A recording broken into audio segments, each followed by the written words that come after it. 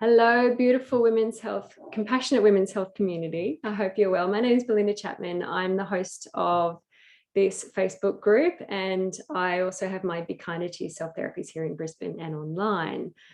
This morning, I'm joined by Kath Mazella. I'm very honoured to have her here.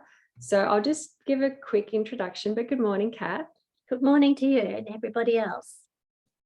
So Kath is an international renowned speaker, author, and multiple award recipient, dedicating decades in advocating as a voice for women for greater recognition and education of gynecological/sexual and related mental health through her vision as an International Gynaecological Awareness Day.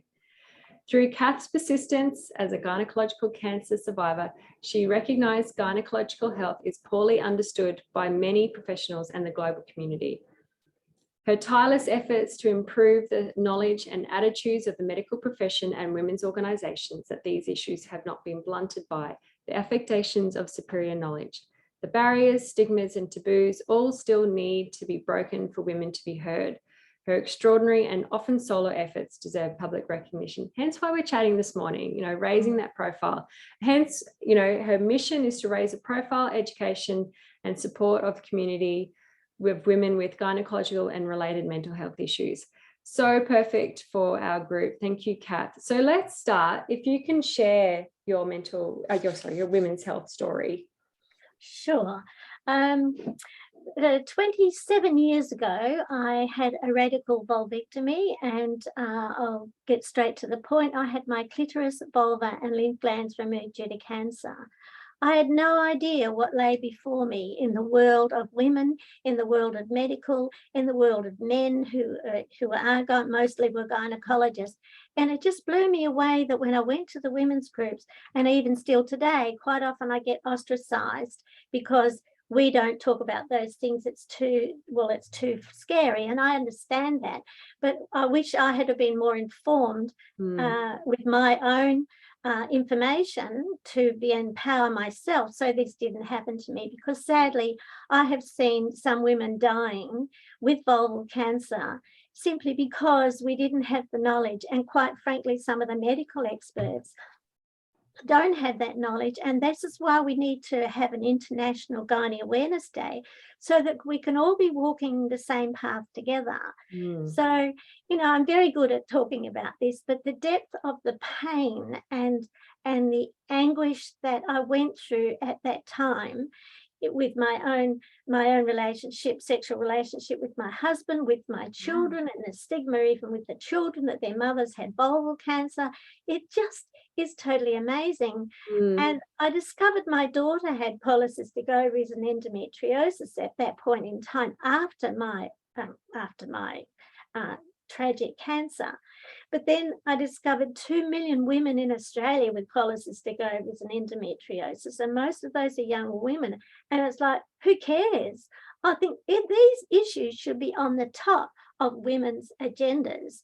And I understand there's lots of other causes that need to be done, but this gets to the very core of who we are as women, where our sexual pleasure comes from. And yet I get quite envious when I see the big breast cancer buses that was at the Women's Expo recently. And I thought, well, if only we could say breast cancer and gynecological cancers, or gynecological health bus in itself, for the prolapse, hysterectomies, fibroids, sexually transmitted infection, vulval conditions, and lichen sclerosis. I'd like to make a point here that lichen sclerosis in Jean Hale's website says that 1 in 80 women have lichen sclerosis, which is an irritation of the vulva. That's really, really high number, isn't it? Before your passion is really powerful. I know. So let's take a really, really quick step back to just get really clear for women, because we've had this conversation before that the anatomical diagrams of the women's reproductive system doesn't always show the vulva. So over to you to just quickly give a description and that education around where that is. Okay, so I I always like to talk in simple terms, and I'd say this is the vulva, which is the outside lips, and this is the vagina where the penis penetrates, and that's very simple language. Yeah. But for some reason or other, we all still call a vulva as a vagina, which is completely medically incorrect. And yet I still see medical people using the wrong terminology, and I question them why, and they say because that's what society is used to. But you know, but I'll just see if I can put up this diagram so where you can see that this is the vagina here, and this is the vulva here, and the clitoris is in the vulva. The clitoris is not in the vagina. And I noticed there was a vagina cream out, and it said to rub on your vagina, but not for internal use. Right. So I don't know whether you can get your head around that, but you know, No. the vagina is internal and the vulva is the outside. So, you know, we really have to change it.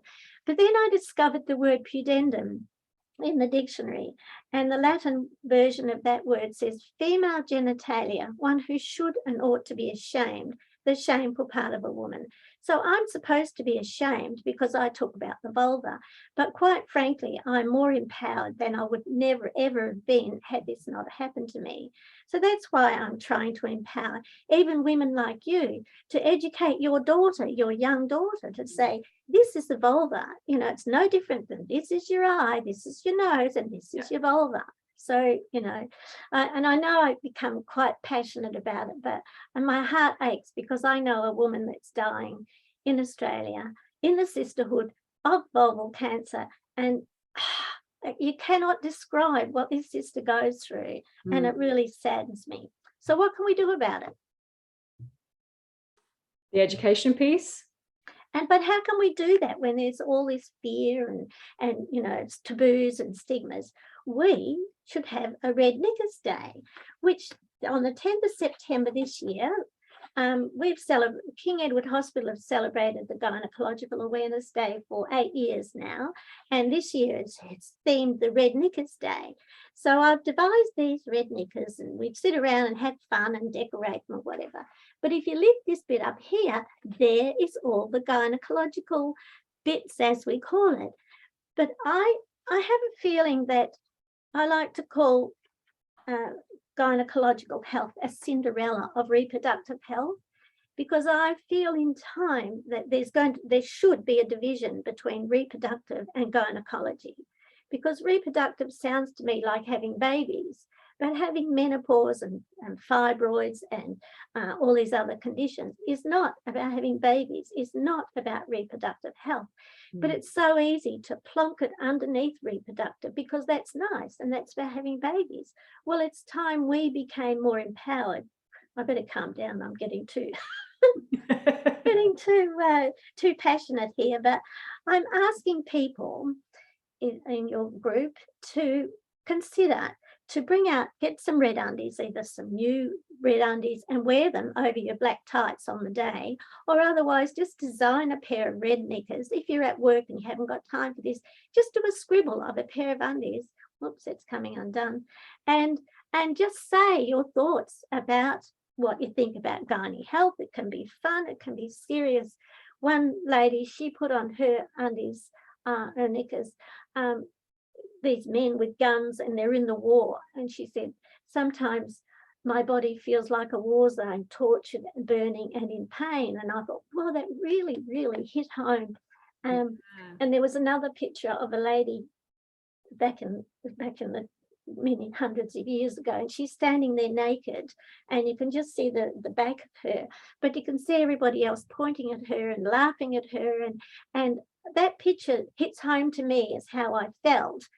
I did feel, and I know other women still do feel that way, but I'm not ashamed anymore. And that's what the piece of power I'm trying to give to other women. You know, let's be proud of our totally magnificent body, of where we have our sexual pleasure, and take care of your genital health. Yeah.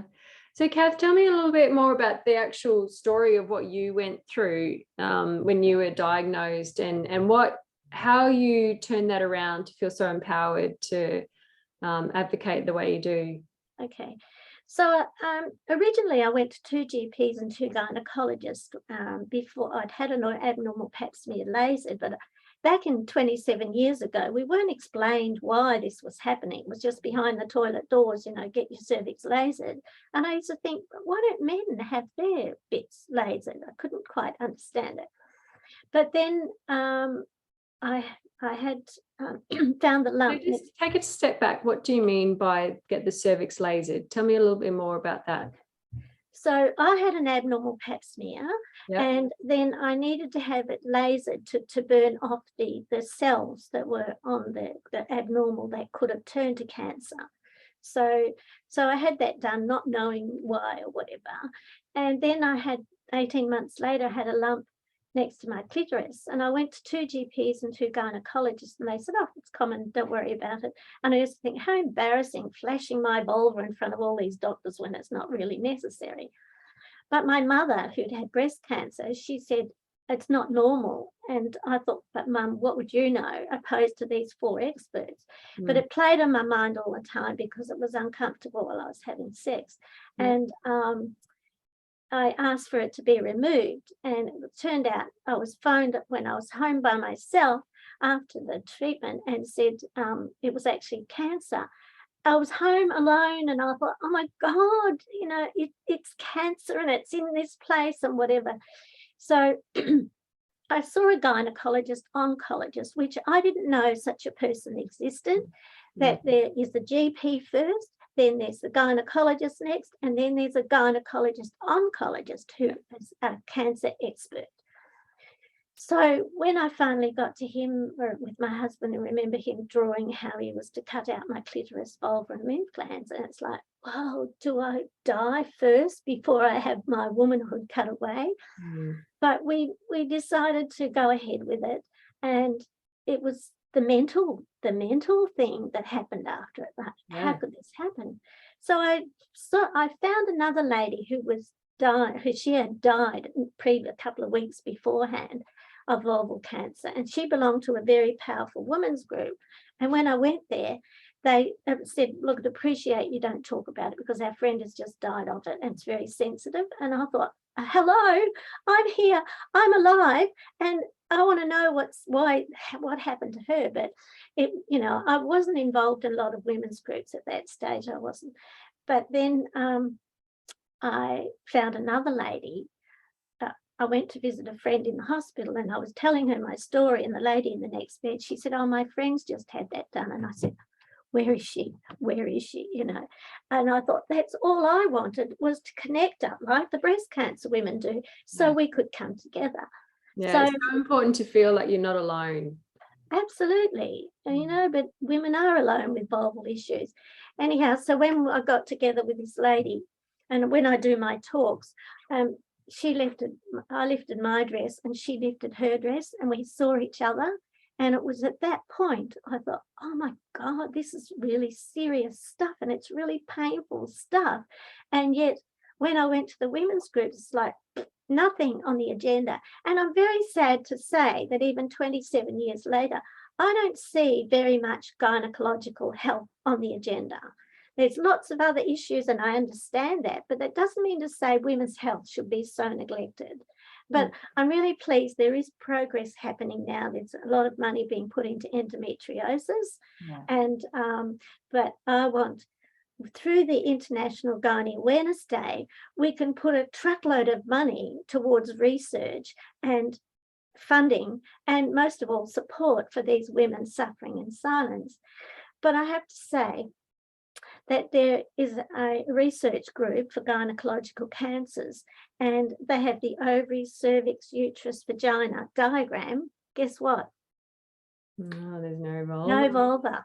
And it saddens me to the nth degree to sort of think, but if you're gynecological cancers, but I did ask them, and they said, and which is understandable, that there's no funding. But you see, well, we as women don't even acknowledge or recognize we even have this amazing part of our body, and some women are dying and some have got lifetime issues of itchiness. Well, then something's not right in the system. But you see, you can't be serious about this all the time, because it is serious. And this is why I'm appealing to everybody to help with the Knickers campaign, to get behind it and talk to your friends about it. But I better slow down. I wanted to talk about this quilt and bringing the community involved. A woman, she made a quilt up for me, and I took it to the CWA, and it was from that quilt that they said, would I speak at their 90th conference? And I thought, oh my gosh, this quilt. This was made by the West Australian Quilters Association. And I went to visit my son in London, and whilst there, a friend from Perth was there, and she said, Kath, bring your quilt into BBC TV. And I thought, as if BBC TV in London, Women's Hour, is going to be interested in Kath from downtown Australia. Anyhow, so we took it in there, and within a week, I was on Women's Hour, and I've got photos of that. I wasn't allowed to keep the footage, but I've got the photos, and I'm very proud that I could go on there and speak about it. But that was the year I won the West Australian Senior Australian of the Year. And when I came back to Perth, I asked if I could speak on a community radio station, and they said that their constituents wouldn't be interested in gynaecological health. Interesting. But yeah, I have got 10 awards. I've got the Order of Australia Medal, the West Australia Senior Australian Medal, Cancer Australia Award for Gynaecological Cancer, the Women's Health Hero in Boston, America.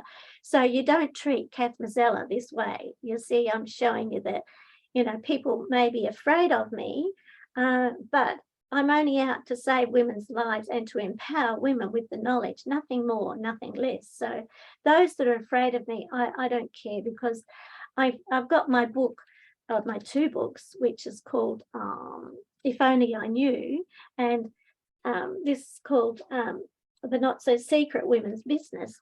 But I know that I spoke to an academic, and she said that the book is too simple. But you see, we have to talk the simple language to the community for the community to understand, not big, thick, medicalized books, because it just goes down like a lead bullet. Yeah, I understand. I totally appreciate that. We need to be practical and relatable.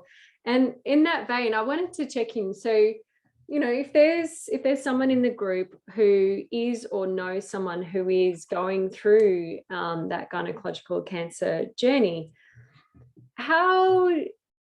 what was your experience in terms of supporting and helping your mental health, and some advice that you would give to someone else on that journey for their mental health? I love these really practical tools that you've got to educate them around what it actually is. But I think that mental health and that emotional well-being side of these really traumatic experiences is so important. So I'd love to hear how you got through that and some advice you'd share with the women in the group around that.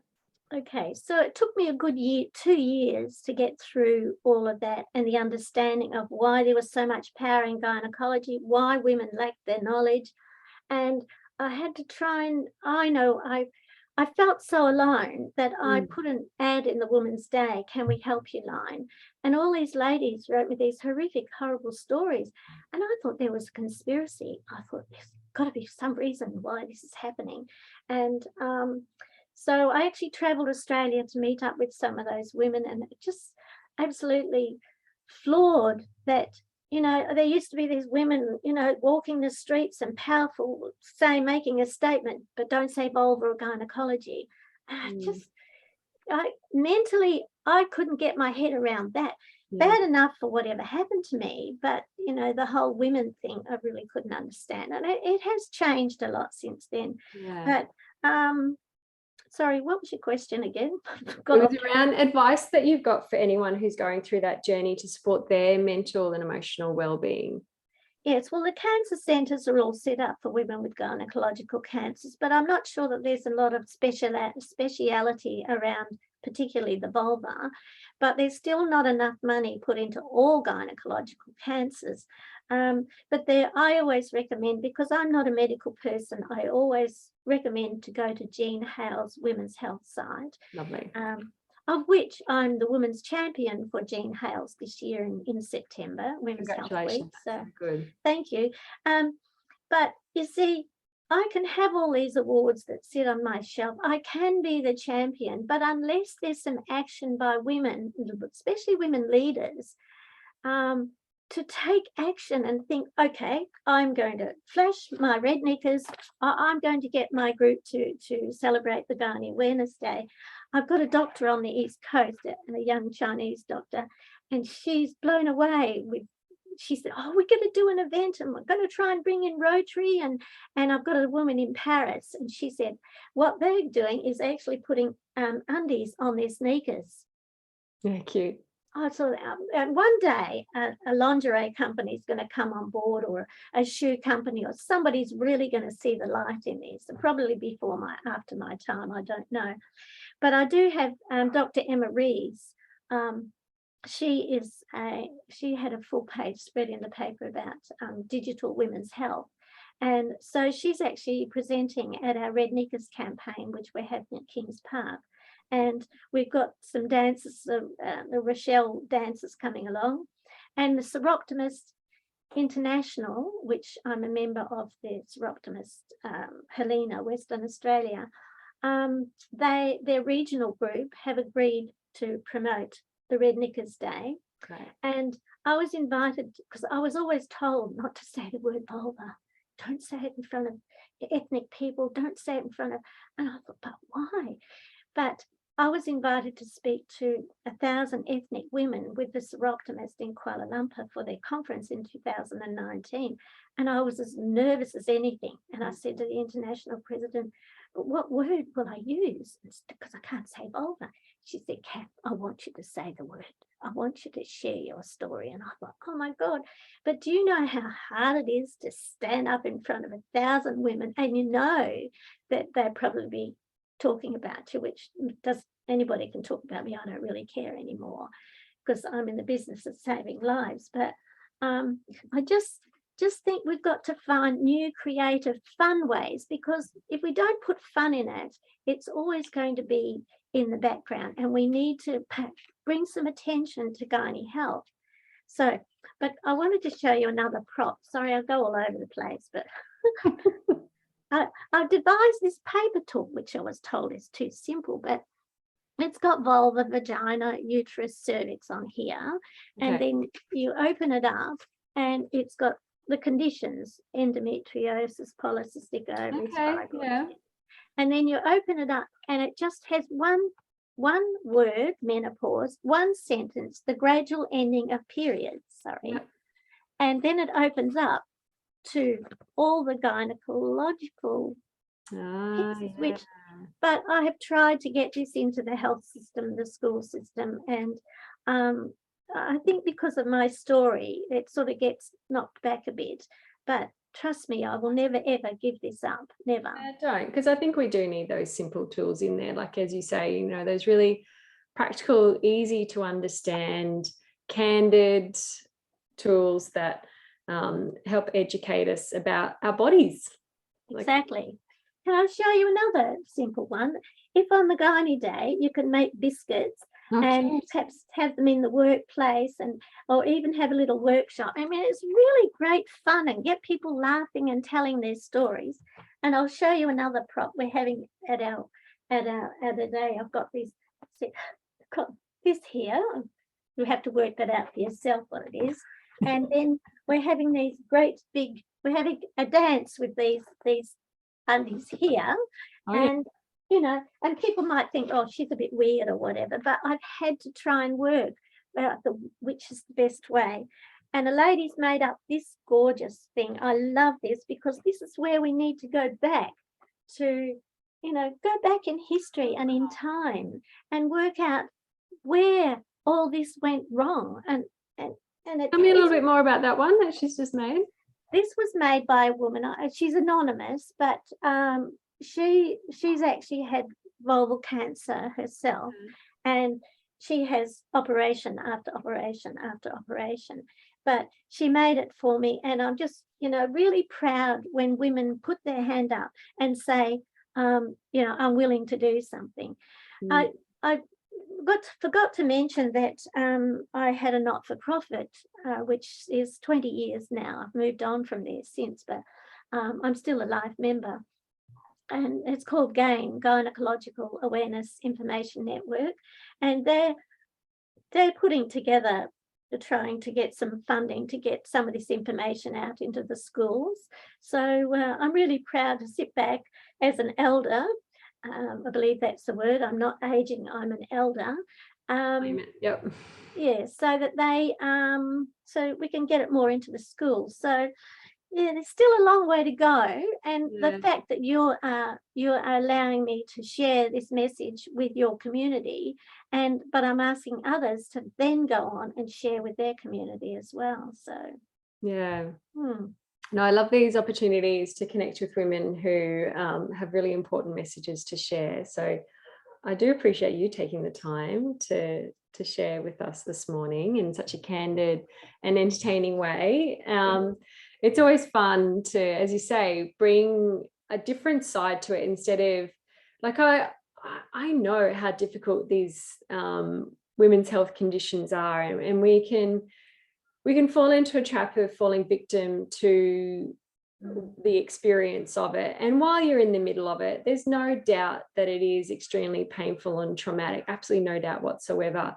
But it's really nice to hear that there is light on the other side, and I can hear that it's really driven you to the terms I sort of use in my sort of coaching and hypnotherapy practice when I'm talking to people about that victim versus responsibility mode is, what has this allowed you to do? Why did this happen for you?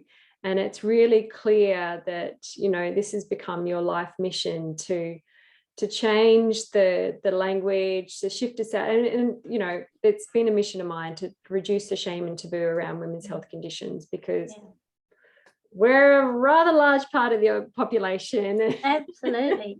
But can I ask you, even in your practice or anybody else's practice, my GP put a pair of undies like this up in her, because she only deals with women's health.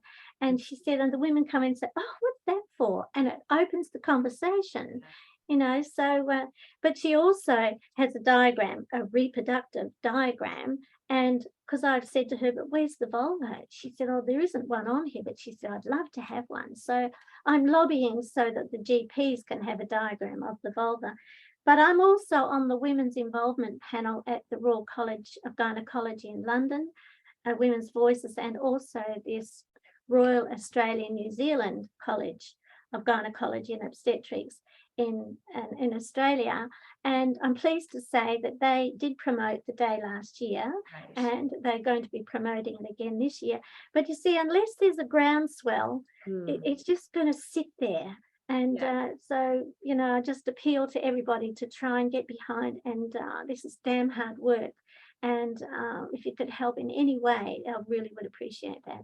And that's why we're sharing this interview in July, because it's not till September. So we've got those few months to sort of get this story out there. And Kath, I know you've said to me before, you're not really a lover of the technology, but I'll encourage you to share as much as you can in the group, and for members to look out for Kath's posts and, more information around how you can get involved. And I'll get Joanne, my virtual assistant, to also talk with you about how we can bring some of your links and some of these important education pieces into, like, in the comments of this conversation, and then in posts going forward, because I totally agree. This is such an important conversation to be having, and happy to be doing what I can within the group to support it and more women's health.